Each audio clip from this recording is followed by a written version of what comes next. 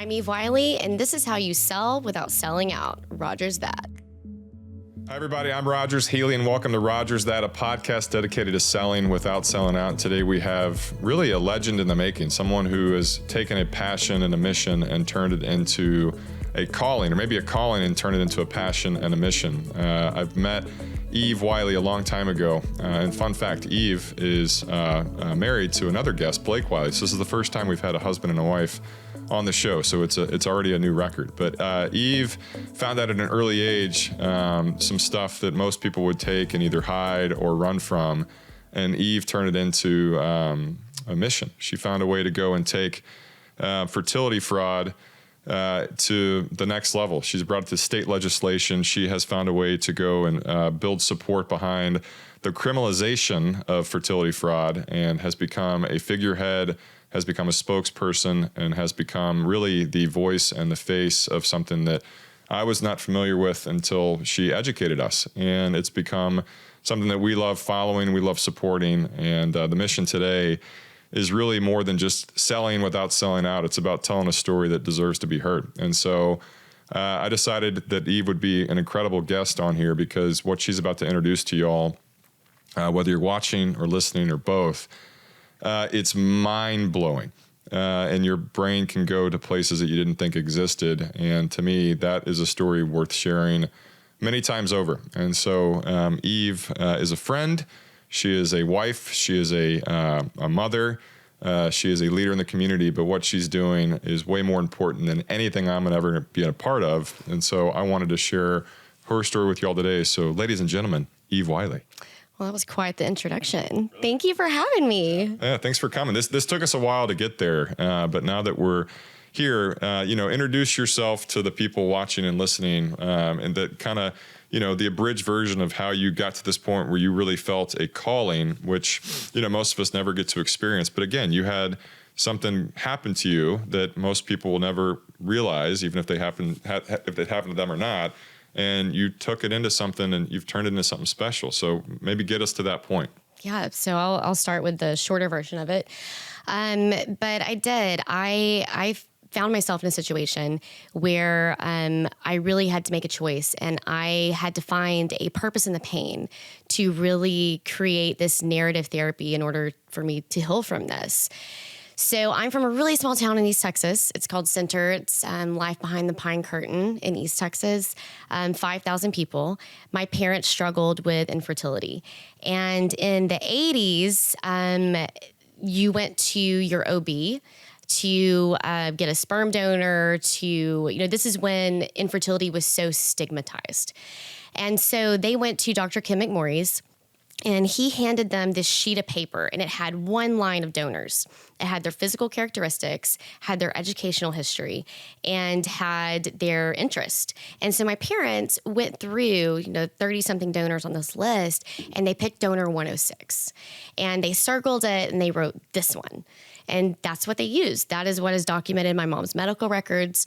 And after several attempts of artificial insemination by an anonymous sperm donor, they conceived me. So I was born, and then much to their surprise, 4 months later, they were naturally pregnant again with my little sister. So I also have a little sister who's 14 months younger than I am. So at the time, and this was standard thinking at the time, within donor conception. And to be clear, donor conception is when you're using a donor for gametes. So that could be egg donor. A donor for what? Donor gametes. So that could be... Gametes? Yes, like donor reproductive material. Got it. So that could be egg donor. That could be a sperm donor. So that's what I mean by donor conception. And then the offspring from donor conception would be a donor-conceived person. So there's a lot of vocabulary that has to go into telling the story. Yeah. Because the language is, you're like, wait, what's that? So did you know that, like, growing up, was it something that was that you discovered it at a later age? You did not realize that, your father is obviously always your father, but he wasn't your birth father. Right. He wasn't my biological father. And no, I didn't know, because at the time the thinking was your genetic identity is not important. We know better now that genetic identity is important. But the thinking at the time was like, just don't tell him. They don't need to know mom is mom. And there's no way to determine if it was donor sperm, because a lot of them would mix the sperm. And so they would say, well, the donor sperm is kind of like, kicking the other sperm in the butt. So really it's going to be the dad's sperm. Cognitive dissonance is an amazing thing, by the way, to really, you believe what you want to believe. So they didn't tell me. But at the same time, my dad, Doug, who my mom was married to, he was really sick. And so he had cardiomyopathy, which is a heart disease. And he passed away when I was 7. Oh my gosh. And he's the biological father of my little sister, Joanna. And my mom is a nurse. And at that moment, she knew that my little sister would have to get heart echoes and medically would have to prepare for things for her life. And she was wondering, well, what does Eve need to know? Because she knew I looked nothing like anyone in my family. I was this little blonde hair, blue-eyed girl. My little sister had olive colored skin, dark brown hair, dark brown eyes. I mean, we were 14 months apart. We looked nothing alike. So she knew that I was the donor. Did you realize this when you were younger, or was it? No, it wasn't until I was 16. My mom, from that moment on, she contacted the California Cryobank, and she was trying to get information. The what? California what? Cryobank. So that's where the sperm donor came from.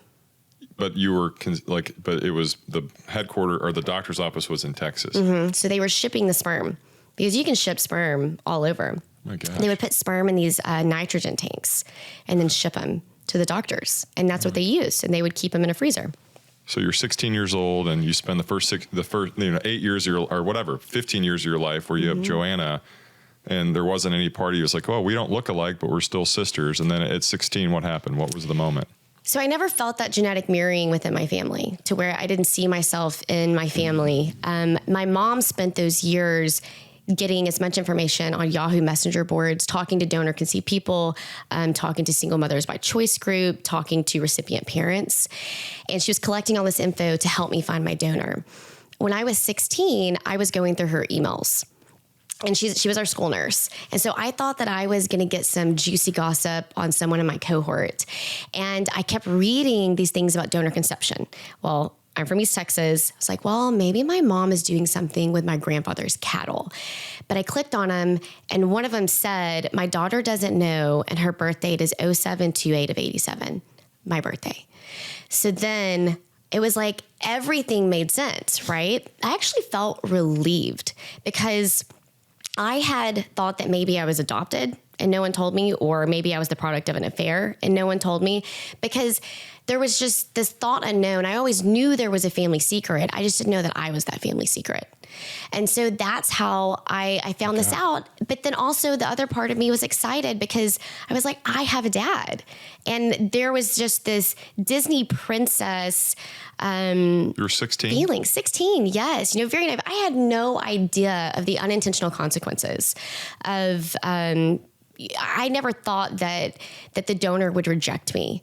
All those things that you hear about happening. Number 106. Number 106. Because in my mind, in my Disney princess mind, this was just totally going to work out. And it did. Well, but I'm saying, again, like you're 16 years old, which whether you're 106 or you're 16, that's that's obviously a life-altering moment. I'm sure you remember where you were, what you were wearing, what was, what absolutely. music was playing, et cetera. So what was the first reaction at that point? Did you go and share this news that you discovered with your family? Did you hold it to yourself, or did you immediately go into mission mode of tracking down number 106, which obviously led to a different kind of platform? What was the processing there? All of it. It was really late at night when I uncovered this. And then I waited until the next morning, and I woke up, heard my mom. She was in the bathroom in the shower, and I just burst in there. I was like, Mom, I know Doug's not my dad. And she just turned and she just started bawling. And it was for me, I was more curious in looking into the future of who this person was than to really contemplate about the secrecy about my conception. But I was also 16. I wasn't really thinking about, my identity. I was just coming into my identity, right? And had just a really optimistic view of this. And so we talked through it. And then she was like, I was going to tell you when you were 18. I couldn't tell you when you were 7, because how do you have that conversation? well, that's not your real dad that died because we used a donor and this doctor helped us. And, it was just hard. And then you have that compacted trauma of losing a father but then trying to be hopeful that like your biological father's still out there. It was just a lot for her. And then her grief as a single mother, I completely understood where she was coming from on it. And she had all of this, this huge folder that was proof to me that she was collecting this over the years. She was going to tell me. Now, at the time, the protocol for California Cryobank was you had to wait until you were 18 years old, and then you could submit your mother's medical records proving that they used a donor from California Cryobank. They cross-check that with purchasing records from the doctor. And so like to where they purchase on your behalf or on the mom's on the mom or dad's behalf to get the sperm. Right. And so a lot of these doctors, because especially in rural America, shipping was really expensive. And so they would buy a bunch of different vials from different donors, from California Cryobank or Zytec, Fairfax. And then they would keep those on hand. And then that's what they would use in their donor programs. And then if they ran out, then they would just get a new shipment. But it saved on shipping costs for doctors and for patients.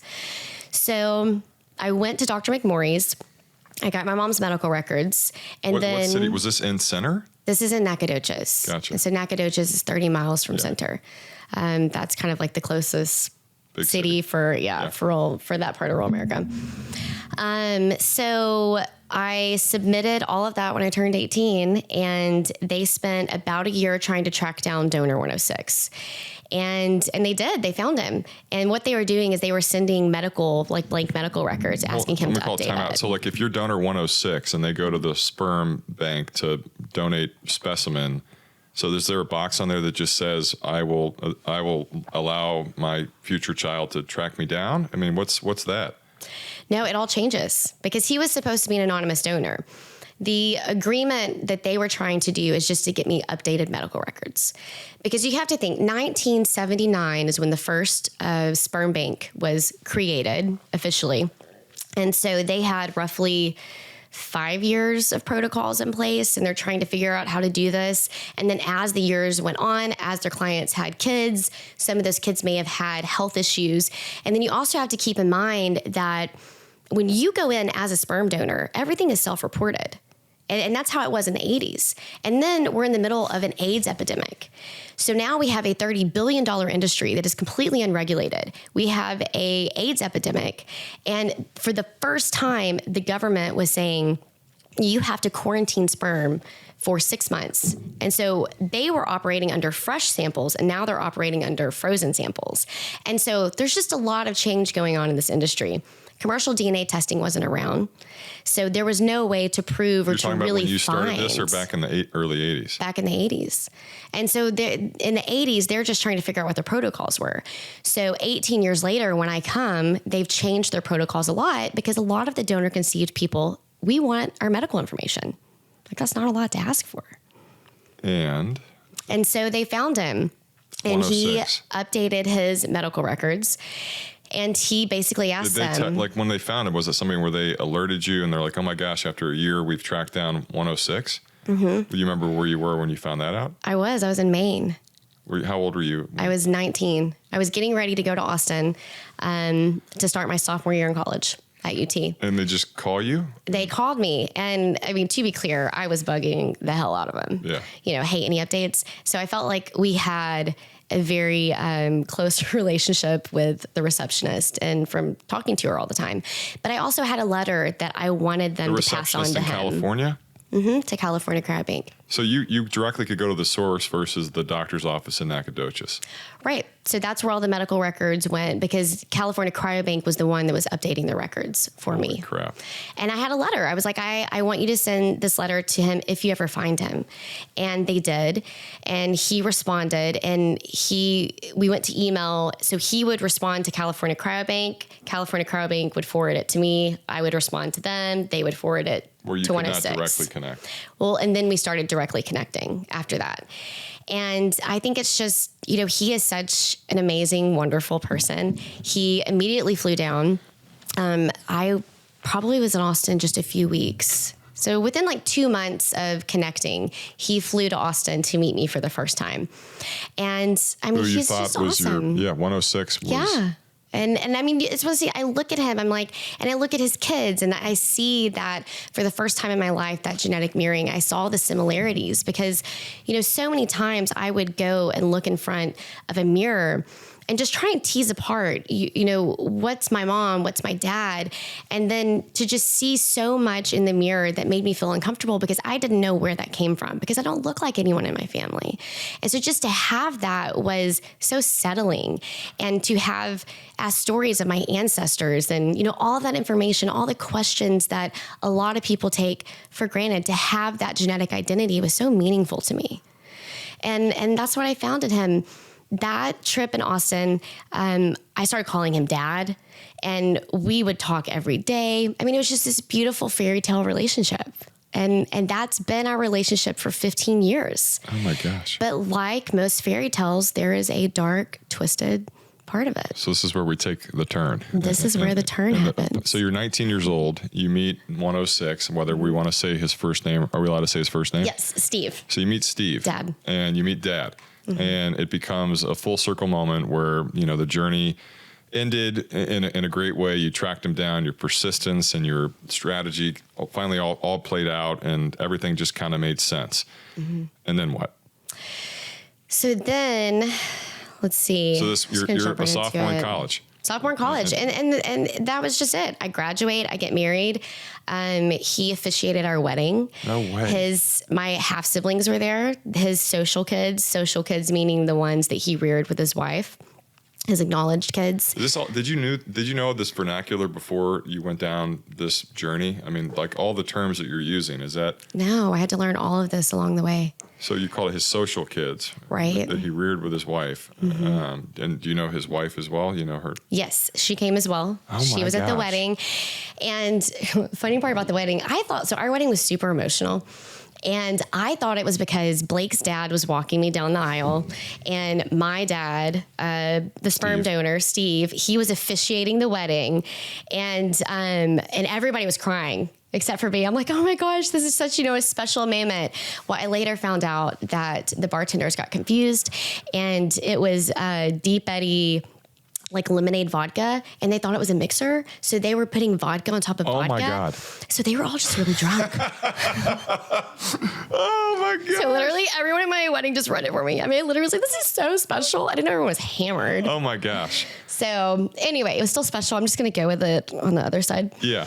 But yeah, and then holidays. He would come and spend holidays. When we had kids. So this went on for what, 10 years? 15 years this year. But when the turn happened, when you actually... The turn happened was 5 years ago. Okay. So I was 30. So Blake and I had our first child, Hutton. And he started presenting with these medical mysteries that no one in Dallas on his team of doctors could figure out. And it was really bizarre. So we were actually in Austin at an event with Dell Children's Hospital. And this person was like, hey, there's this guy, when we can't figure things out, this is who figures it out.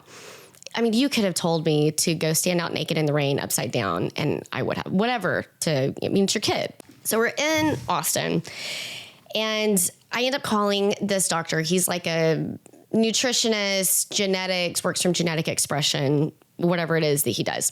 So he says, I need raw data on you and your husband.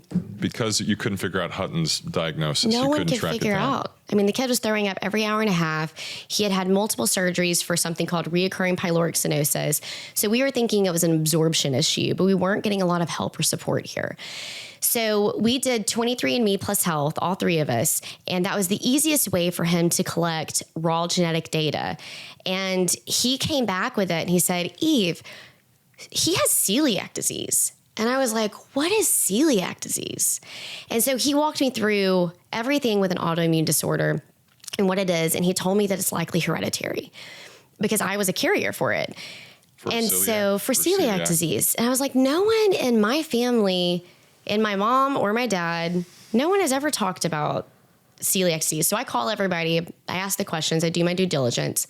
No one's reporting any gut issues at all.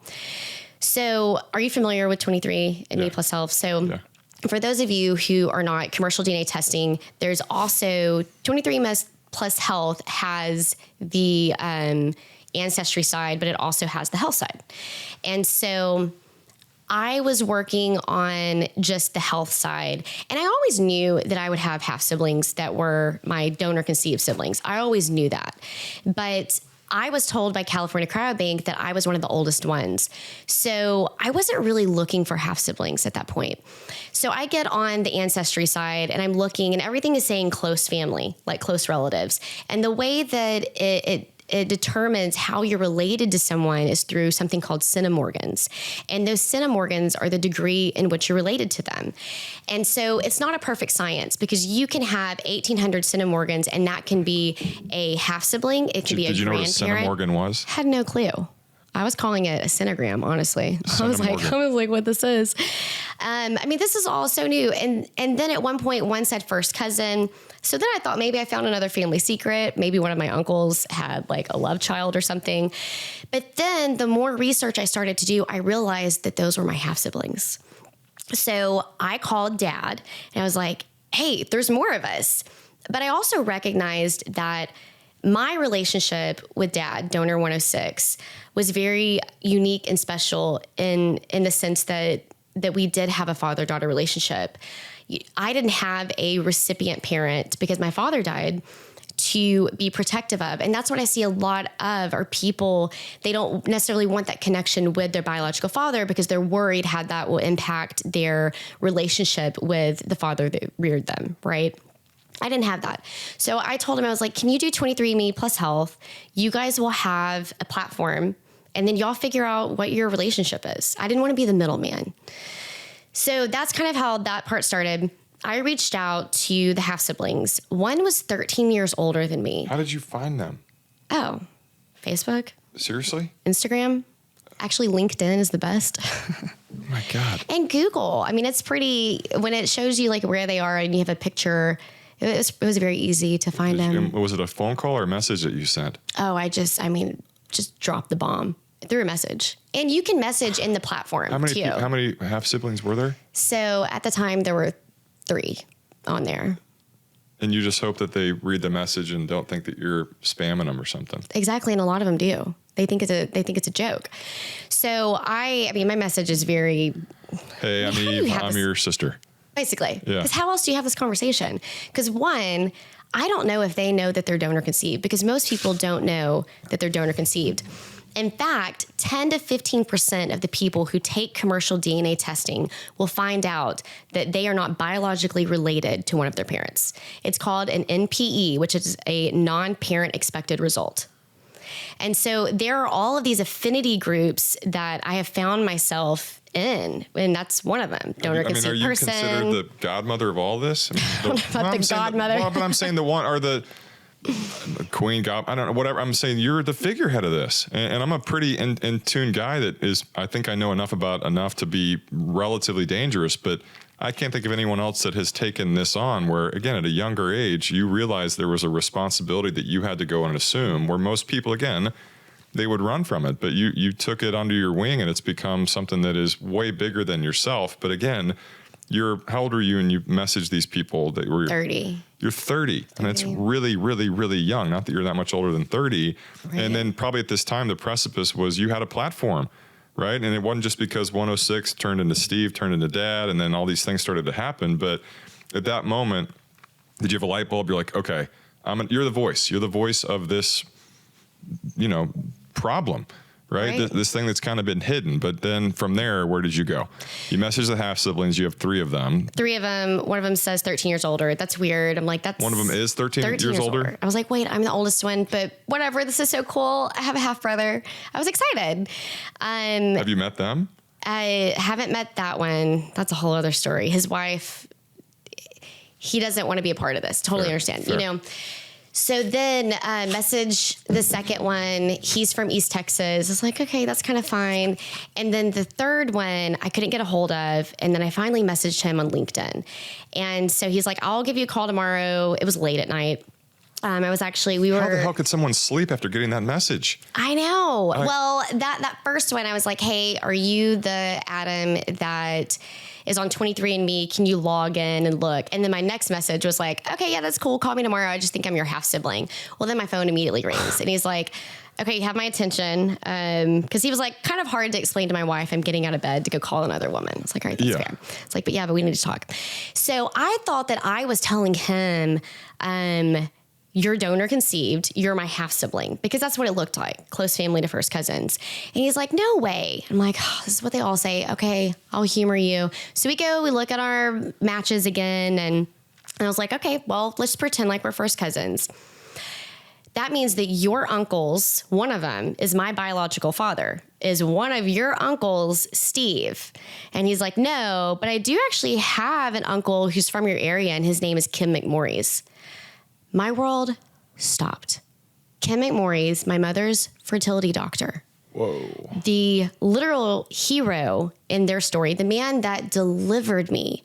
And in that moment, I knew exactly what it meant, and so did he. Because the only way that he was my first cousin is that Steve was not my biological father. It was that my mom's fertility doctor inseminated his own sperm inside of her without her knowledge or consent.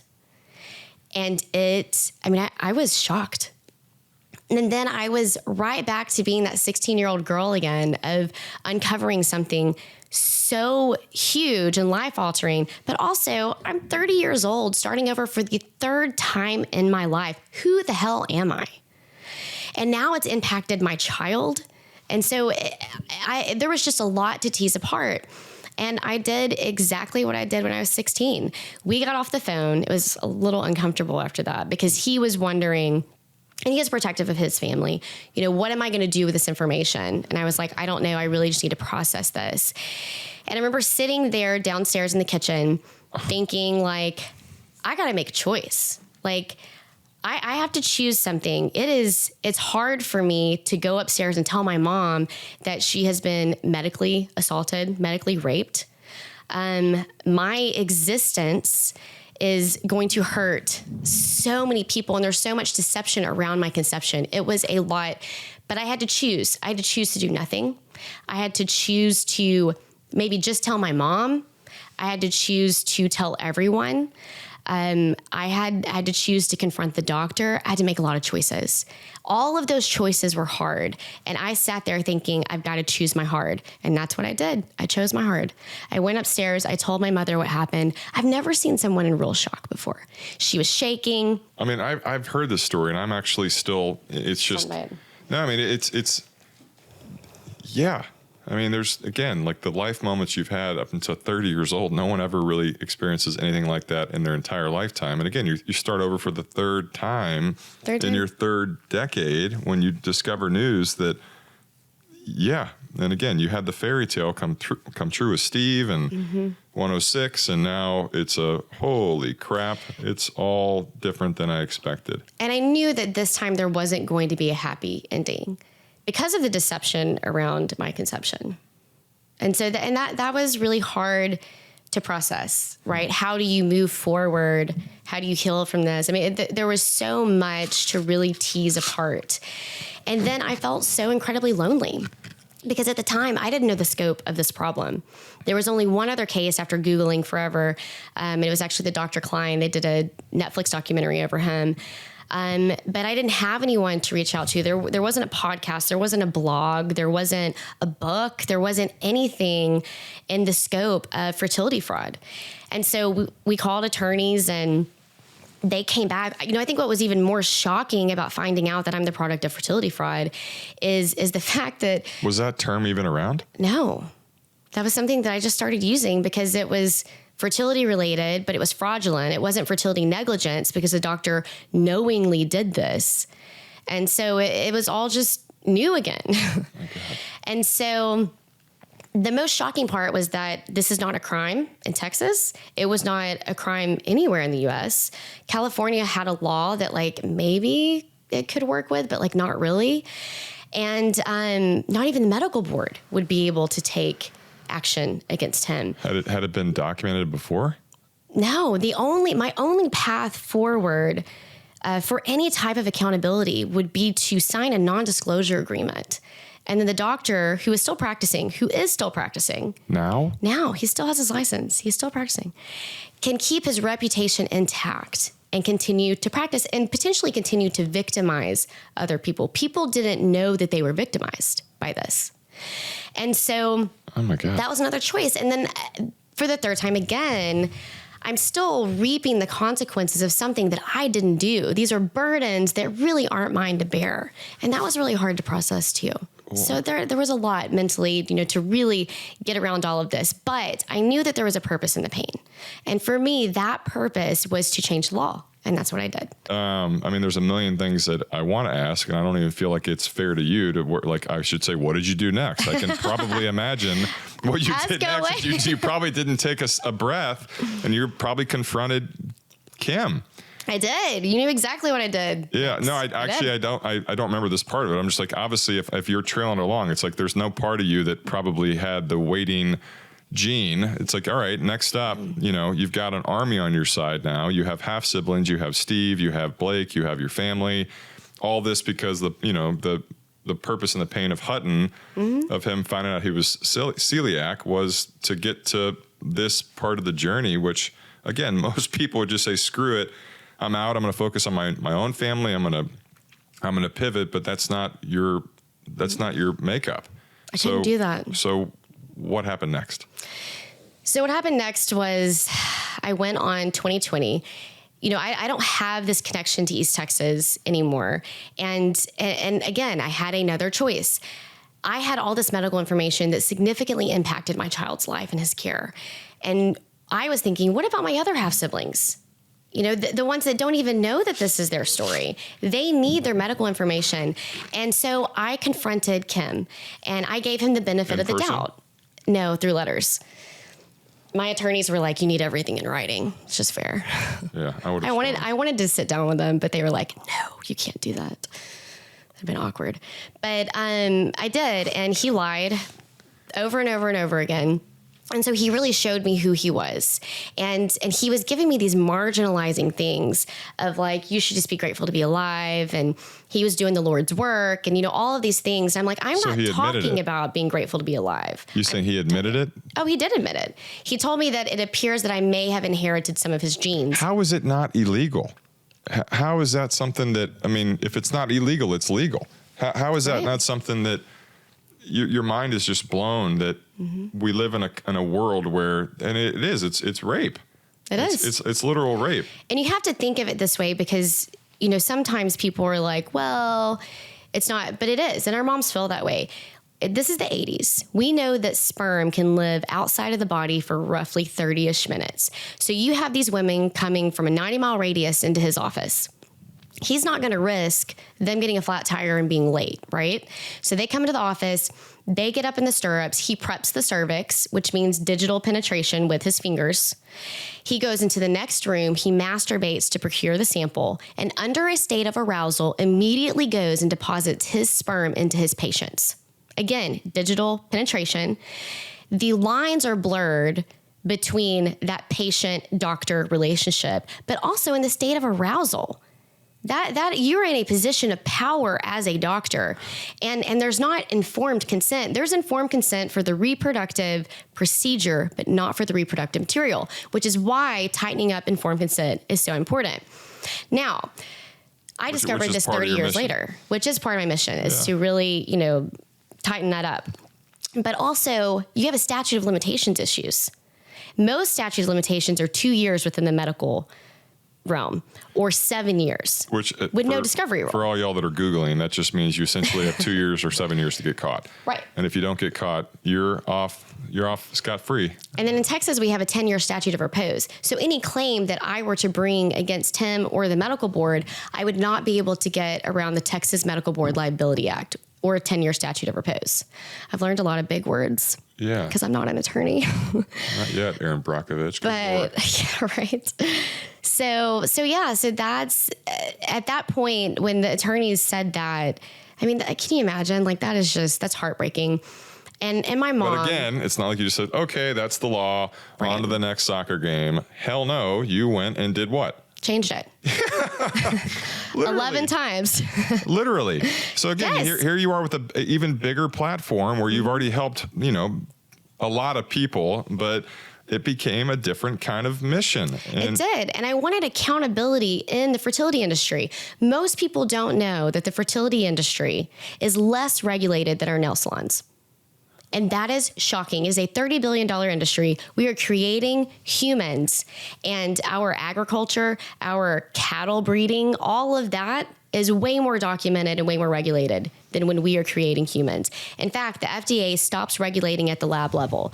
And what that means is when the reproductive material leaves a lab, an embryologist, and goes to a clinic or doctor, the doctor decides how to handle the reproductive material. So it's not like when you're in the hospital getting medicine and you have, beep, beep, all the wristbands. You can have that, but the doctor puts that in place. The clinic puts it in place. If they want to use a pencil to label stuff, they totally can, because that responsibility is on the clinic. How long did it take you to figure all this out? Not very long. An hour. Yeah, a little bit. But so back to the legislation, I wanted to really, I wanted to take on a little bit of the industry, because I'm only one person. I can't make a ton of changes in that industry, but I can make a lot of waves, and I can shine light in all the dark corners, because people need to know they're not protected. They need to know what questions to ask with doctors. So there is a big part of that I work on. The other part is I was like, well, I'm just going to go make it illegal. Y'all, I had no idea what I was doing. I was more concerned about my top 10 friends in MySpace during government class than actually listening.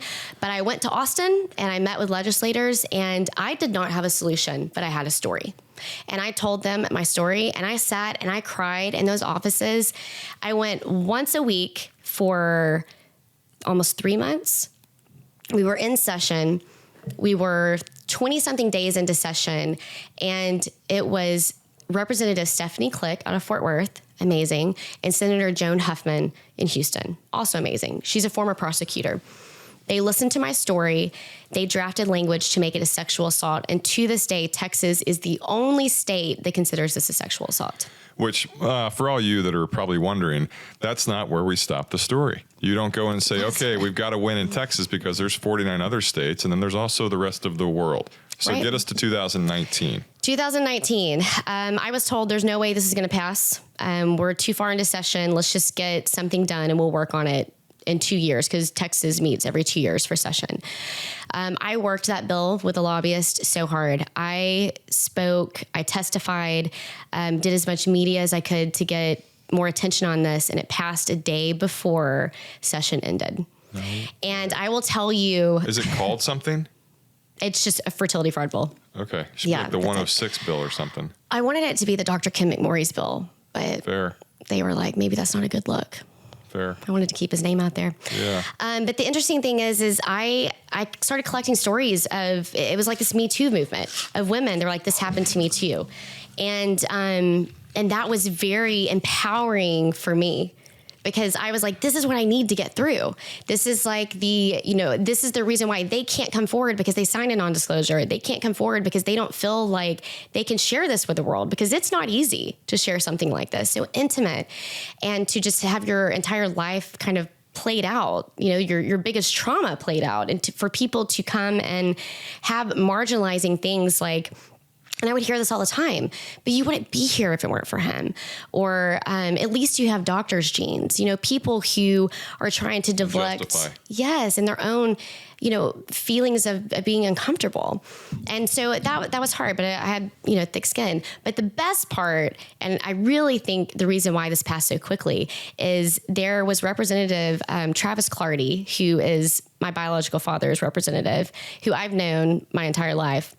I went to him and I was like, Travis, this is just a courtesy. I know you probably know why I'm here. You've talked to Kim. And in that meeting, he was like, oh, I've heard the story, and it sounds like their consent, and it looks like it worked out well for you.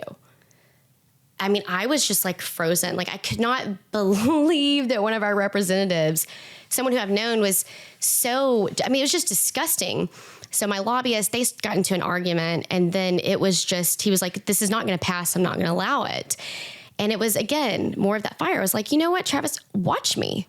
And so we walked out of there. He ran to Stephanie Click and was like, kill the spill. And she's like, you know, it's wrong.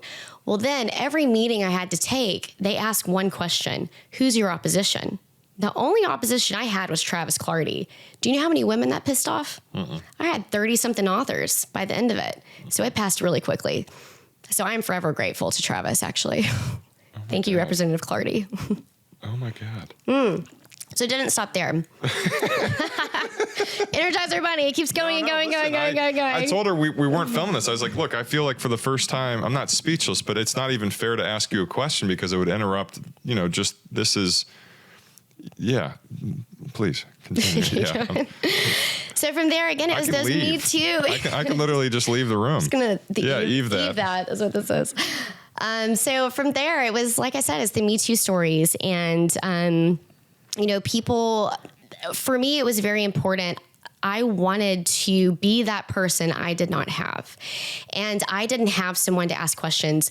And so now I say, you have options. You can settle with a non-disclosure agreement. Money will never make this right. But for some people, that's a large sum of money that will change your life. And you don't have to go through all the legal, just trying to figure out a legal pathway is hard. That could take years and years.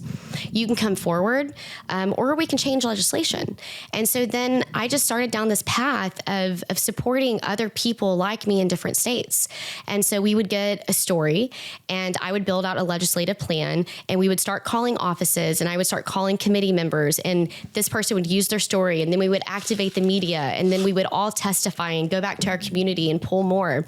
And then over the last 4 or 5 years, I've identified over 70 doctors who have done this. And so we just went across the country and across the world. And so I've just collected this, so many of these stories that go into fertility negligence as well. But in 4 short years, we went from 1 bill to now we have 11, and we have a federal fertility fraud bill that's been filed. And these are bipartisan bills. They are very narrowly tailored to just address fertility fraud. And then I had to go back, but they're not retroactive. That's the unsatisfying part of it. And retroactive meaning the doctors can't be prosecuted for doing it in the 80s, but they can be prosecuted if they did it from the year the bill was passed. So for my personal story, which is so jacked up. I know, but it's just one of those things. We just don't have laws around it.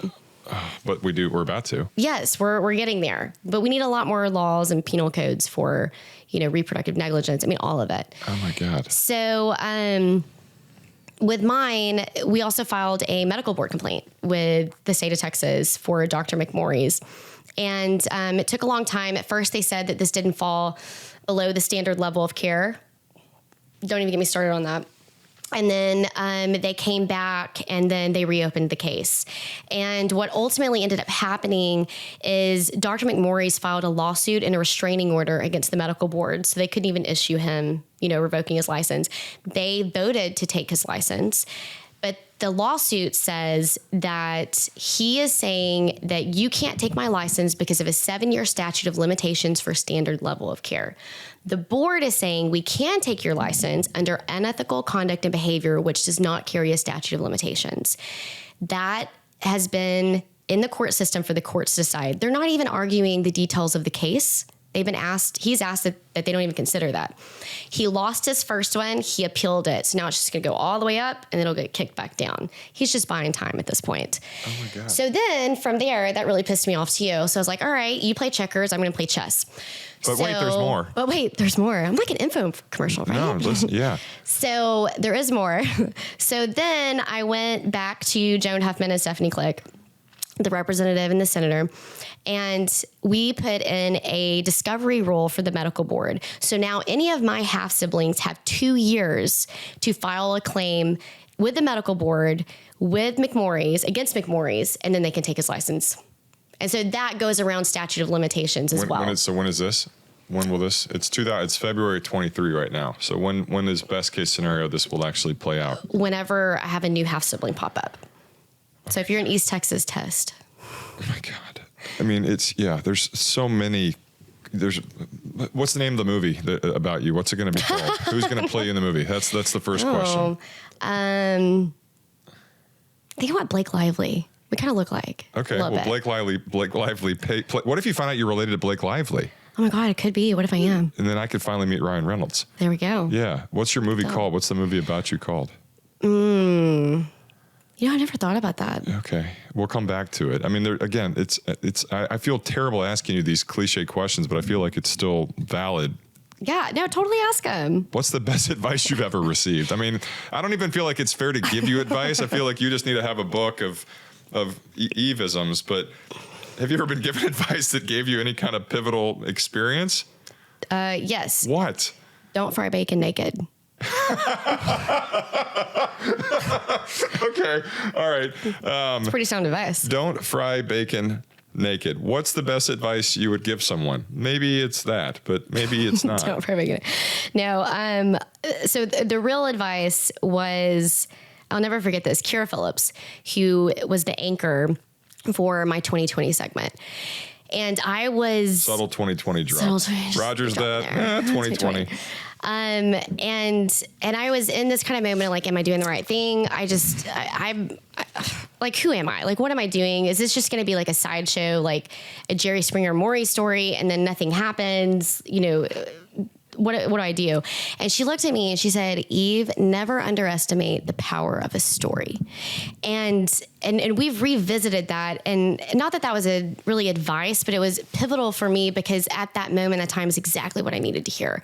And so now that's what I tell people who reach out to me when they think that they can't make a difference. And I say, you can, and never underestimate the power of a story or your story. Wow. Is this the part that I tell you that I've been on Jerry Springer? So collectively, 2020 and Jerry Springer. And not just that, I was on with my mom. We're official side shows. That's it. Yeah. And that's something that a secret that I just opened up Pandora's box. But yeah, I was on Jerry Springer as a guest. And then this is when I was trying to be famous and found my way in a heated conversation with one of the panelists. But anyway, I've been wanting to tell it to somebody for such a long time. Okay, now I have questions. Were you like a guest or were you sitting in the audience? I was there. I went to Chicago to surprise my parents, and we were going to go see Oprah, and it was sold out. And I said, well, Jerry Springer is filmed here as well. And we went there, and anyway, that's better for another day. But I finally found a way to be like, we have something in common.